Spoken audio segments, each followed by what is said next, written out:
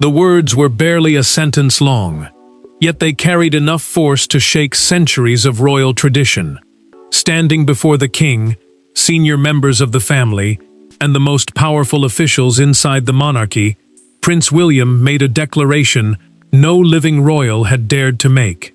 He named Prince George the sole heir to the British crown, and in that instant, every private rivalry, hidden plan, and uncertain loyalty inside the palace was dragged into the open. Before we go deeper into what this really means for the royal family, make sure to subscribe so you don't miss a single update. Charles knew everything had changed when his son refused to sit. The grand reception room at Windsor Castle had been prepared for a constitutional briefing about the monarchy's future structure. Catherine watched from one side, Princess Anne studied faces, and Camilla remained still beside the king. William placed a sealed folder before them, and began without asking permission. The prince declared that George would be recognized as the sole dynastic heir after him. A dynastic heir is the family member whose bloodline carries the crown forward, and William made clear that no emergency claimant, royal branch, or private arrangement could challenge his son's place. He called it the Windsor Succession Declaration, a binding royal statement protecting continuity when the throne changes hands. Charles tightened his fingers around the arm of his chair. He had expected to review the proposal beforehand, yet the future king spoke as though the decision had moved beyond debate. The monarch did not interrupt. His silence revealed something more painful than anger. His son had acted without trusting him enough to ask. George entered after the statement had been read. The boy looked at his father, then his grandfather, and the weight settled over him. Catherine reached for his hand, but the young prince kept watching William, searching for reassurance that the future being secured would not swallow his childhood. William then revealed a hidden clause.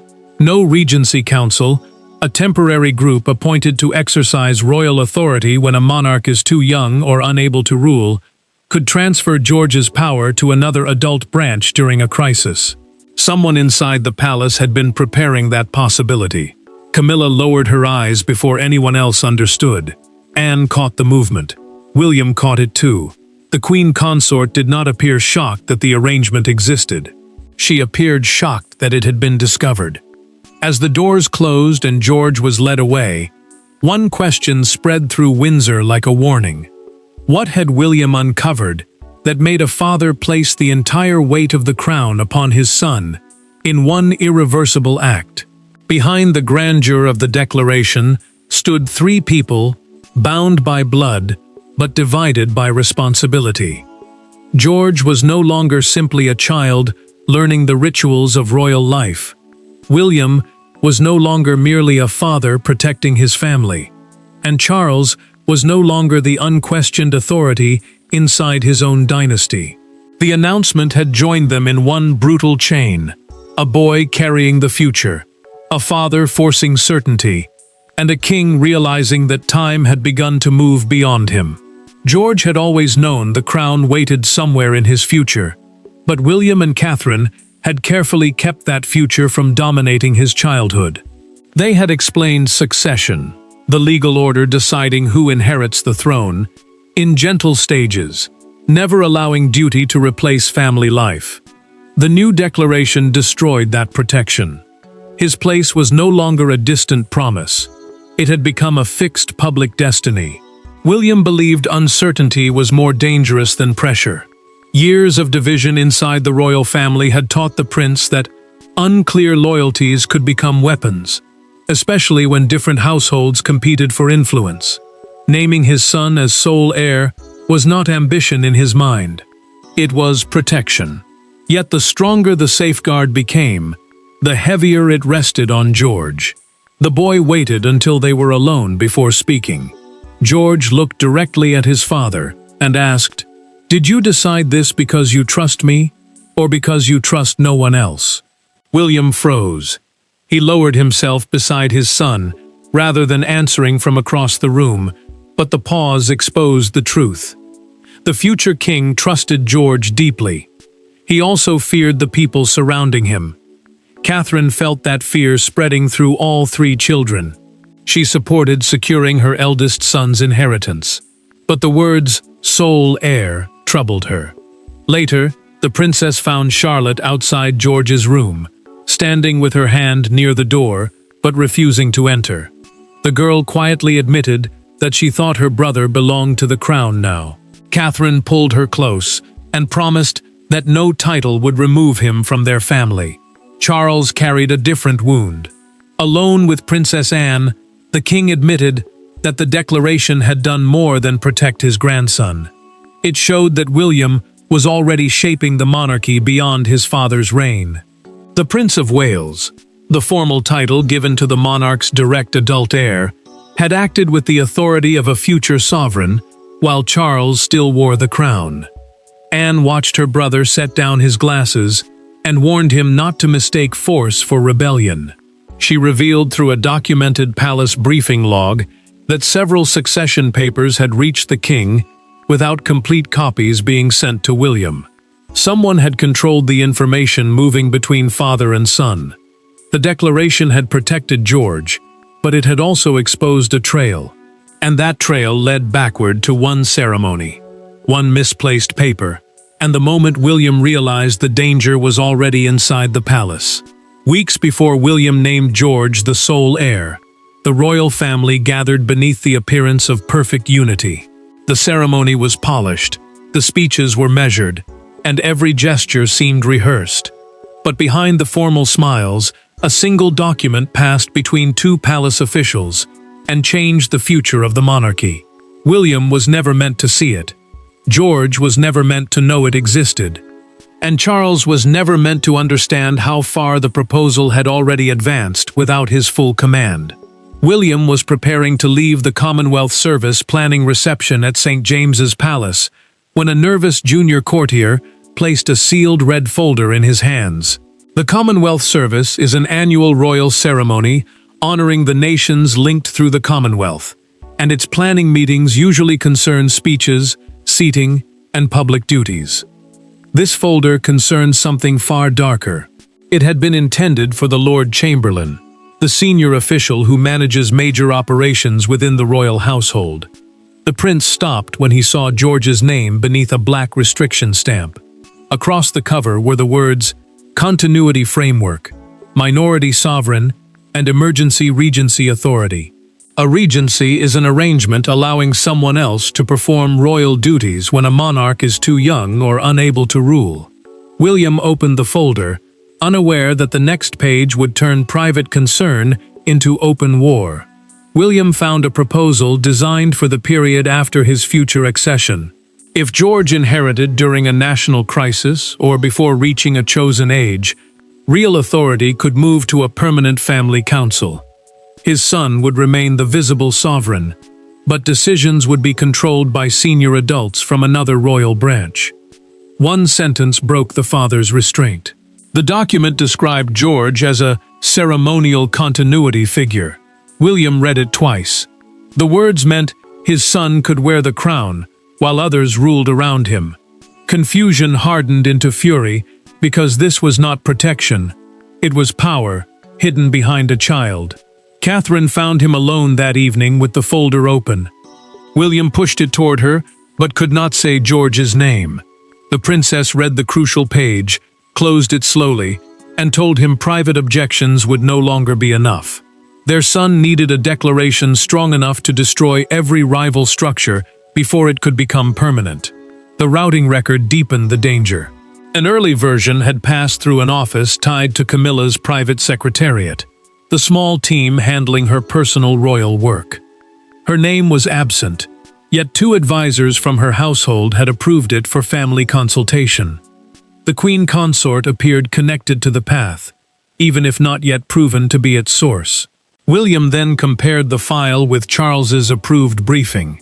Several pages were missing, including the clause weakening George. Someone had controlled not only what reached the prince, but what the king himself was allowed to see. William ordered every version brought to Windsor. When he entered his father's study with the original folder, he was no longer asking whether George had been threatened. He was demanding to know who believed they had the right to design a crown around him.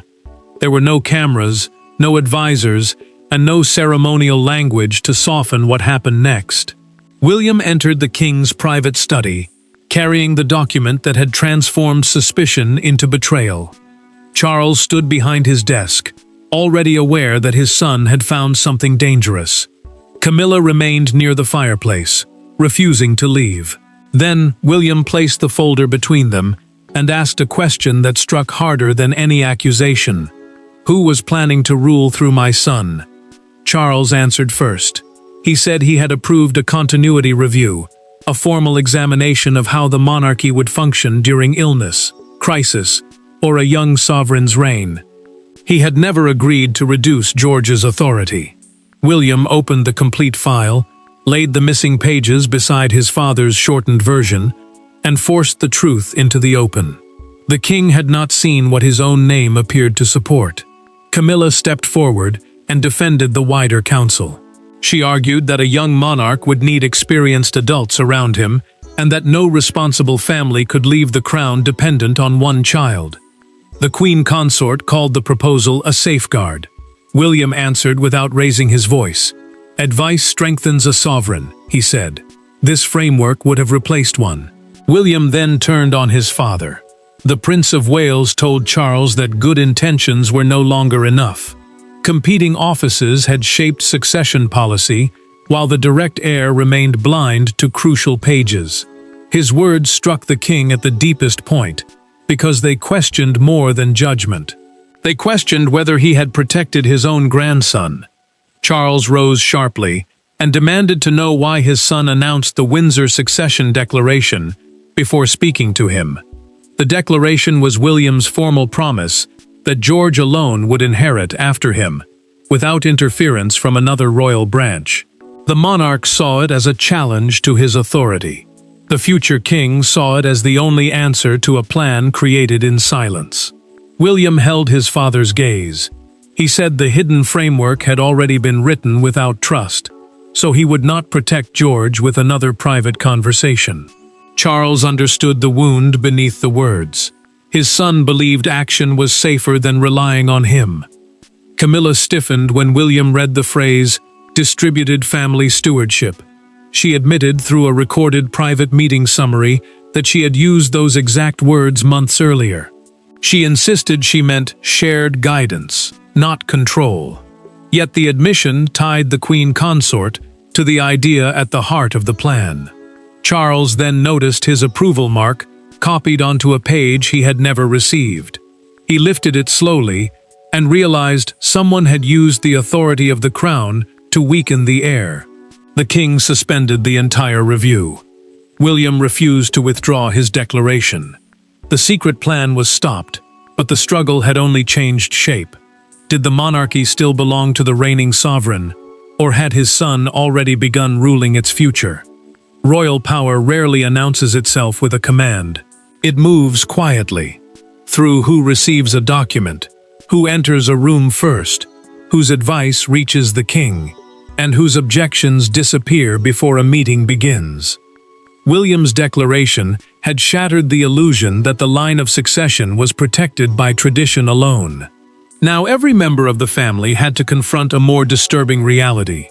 George's future had become vulnerable, not because one person wore too much power, but because too many people exercised it without being seen. William now held enormous influence because he stood closest to the future. As Prince of Wales, the formal title given to the monarch's direct adult heir, he controlled George's preparation, advisors, and eventual royal household. The prince could not yet command the institution as Charles did, but he could shape the next generation long before the crown changed hands. Charles still controlled the machinery of monarchy. The king approved appointments, official briefings, and household structures, while his signature could turn William's declaration from a bold promise into lasting royal policy. That difference mattered. The future king possessed moral force, but the reigning sovereign still held formal authority. Between them, the crown had split into present power and future power. Anne confronted her brother without aids. She told Charles that hesitation now looked like weakness, and warned him that George must never become the battlefield where older adults settled private rivalries. The king turned away in anger, but the Princess Royal, the senior working royal known for duty and directness, refused to soften her message. She reminded him that delay had already allowed hidden offices to move further than they should. Camilla felt the consequences in silence. After losing temporary access to several succession briefings, she sat alone with an untouched cup of tea, and understood that influence could disappear before any public punishment was announced. Staff members who once sought the Queen Consort's advice now avoided her rooms. She had not been formally condemned, yet the distance around her had already widened. Anne then uncovered the network behind the proposal, through a documented internal review. 3 senior officials had taken Camilla's phrase about family stewardship and expanded it into a binding council. Their motive was fear, not personal loyalty. They believed George might be too young, William too forceful, and the direct line too fragile to carry the monarchy alone. William answered with a new demand. Every succession document would now be delivered at the same time to Charles, himself, and Anne. A chain of custody is a record showing who handled a document and when, and the prince wanted one that no office could manipulate. Separate versions would no longer be possible. Charles now faced the decision he had delayed. If he endorsed the declaration, he would strengthen his son and limit his wife's influence. If he refused, he would weaken George. By morning, a blank endorsement page waited beside William's declaration, and the entire palace watched to see whether the king would sign his authority into his grandson's future. The most powerful moment did not arrive with a speech. It came with the quiet movement of a pen. Charles sat alone at his desk, while the Windsor Succession Declaration rested beneath his hand. Signing it would protect George, support William, and close the hidden path to a rival council. But it would also confirm that the old balance inside the royal family was over. When the king finally lowered the pen, everyone would gain certainty, and someone would lose influence forever. Charles reviewed every version of the secret framework before making his decision. The royal instrument, a formal document carrying the monarch's authority, recognized George as the sole direct dynastic heir after William. It also rejected any council that could transfer the boy's inherited power to another branch of the family. The king signed slowly, knowing the act would end months of hidden maneuvering. The palace changed almost at once. The continuity review was dissolved, and the officials who had circulated unequal copies were removed from succession work. Princess Anne was given control of a new briefing process, so Charles and William would receive the same constitutional material at the same time. The monarch had protected the line, but only by admitting the old system had failed. Charles remained seated after the witnesses left. He touched the signed page without looking at it. The decision had saved his grandson's future, yet it also exposed a painful truth. His son had forced a necessary act because he no longer trusted the palace to deliver one willingly. The king had won back control, but he had lost something inside his relationship with William. Camilla received the consequences without protest. Charles told his wife that her private office would no longer take part in succession planning. The Queen Consort asked whether he believed she had tried to displace George. He answered that she had underestimated how her words could be twisted into power. His disappointment wounded her more deeply than accusation. Catherine then demanded protection for Charlotte and Louis. She insisted on a family statement, making clear that George's position did not reduce the value of his siblings. The princess understood why the declaration mattered, but she would not allow royal language to divide her children. William accepted one condition from his father. George's constitutional preparation would remain age-appropriate and be supervised jointly by both parents. The prince agreed because protecting an heir could not mean consuming a child. For the first time, father and son shaped the future together, instead of fighting over it. Yet one voice was still missing. The institution had spoken, but George had not. That evening, William entered his son's room without officials, folders, or prepared words. For the first time since the crisis began, the future of the crown depended not on a signature, but on what a father could say to a frightened child. For days, George had heard adults speak about his future as though it were a fortress to defend. His name appeared in declarations, emergency plans, private arguments, and royal orders. Yet no one had asked him what it felt like to become the center of a battle he had never chosen. When William finally closed the bedroom door behind him, there were no titles between them. There was only a father who had acted out of fear, and a son old enough to understand the cost. William entered alone and sat beside George instead of calling him into a formal room. He explained that the declaration was not a coronation plan, meaning it did not set a date for the ceremony in which a monarch is formally crowned. It would not change school, family life, or daily routines immediately. The prince spoke gently, but his son remained quiet. George finally asked why such a powerful decision had been made in his name without first asking how he felt. William answered plainly. He said the declaration prevented any committee, private household, or competing royal branch from using the boy's age to take control of his inheritance. The future king admitted that the palace had created uncertainty where none should have existed. George's deepest fear was not the crown. It was losing Charlotte and Louis. He worried they would begin speaking to him differently, standing farther away, or believing every public moment now belonged to him alone. The boy said, "Every mistake might feel like a failure of the whole country." His voice stayed steady, but William saw the tears he was trying to hide. William lowered his head and admitted his own mistake. He had protected George's position before protecting his feelings. The prince apologized for allowing his son to hear the declaration in a room crowded with adults, instead of explaining it privately first. In that moment, he stopped speaking as the next king and spoke only as a father. George then set a condition. He would accept the preparation ahead only if Charlotte and Louis were never pushed aside to make him appear stronger. He wanted them beside him at important family moments. William agreed immediately, realizing that his son's first response to power was not to claim more of it, but to protect the people he loved. George asked for Charles. The king entered only after being invited and sat across from his grandson without ceremony. The boy told him he did not want the declaration to become a victory for one side of the family over another. Charles answered that the crown survives only when duty defeats pride. William heard the words, and for the first time, all three generations understood the same thing. By sunrise, their private promise had become a national story, and one unforgettable moment outside Buckingham Palace was about to decide how the world would understand it. The declaration left Windsor as a sealed royal instrument and reached the public as an earthquake. Newsrooms abandoned scheduled broadcasts. Constitutional experts argued over every phrase.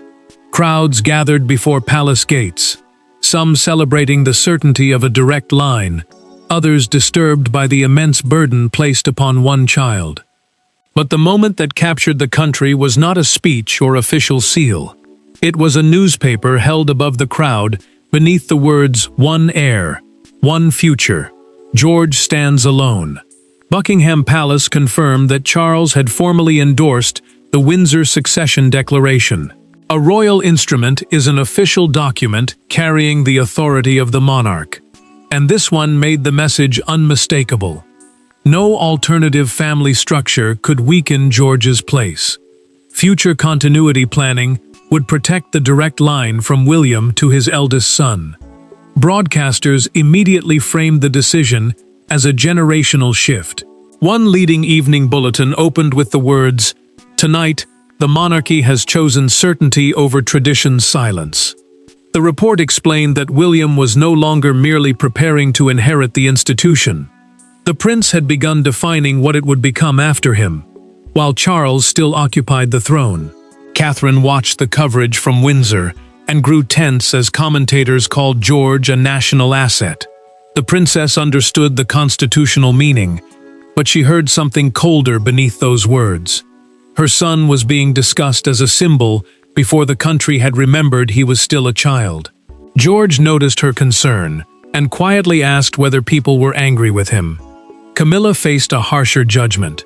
Several newspapers linked her household to the abandoned council proposal, and one front page placed her photograph beneath the headline, "The Plan Behind the Palace Walls."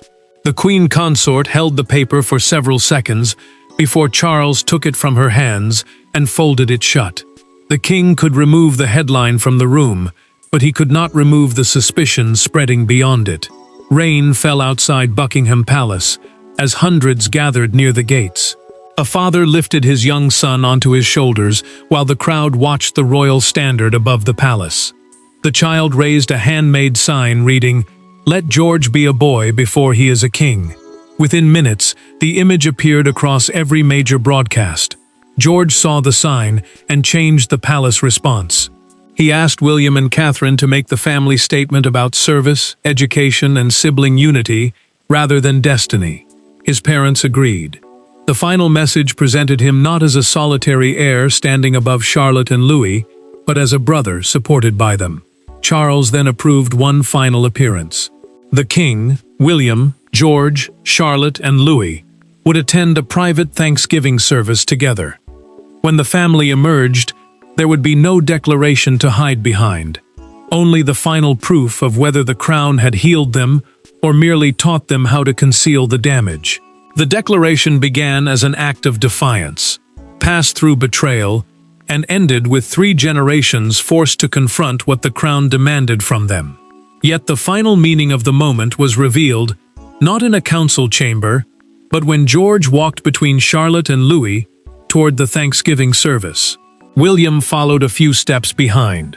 Charles waited at the entrance, and as grandfather, father, and son looked at one another, the struggle over the future finally gave way to something stronger than power: unity. George kept his promise by arriving with his brother and sister beside him. The Thanksgiving service was a formal ceremony of gratitude, but this moment carried a deeper message. Charlotte and Louis were not placed behind the heir as lesser figures. They entered together, showing that one child might inherit the crown, while all 3 remained part of the family that would support it. Charles spoke briefly when the service ended. The king confirmed that the monarchy's future would pass through William to George, without interference from rival councils or competing branches. His words turned the declaration from a son's challenge into the reigning sovereign's final commitment. The argument was over. The direct line had been secured.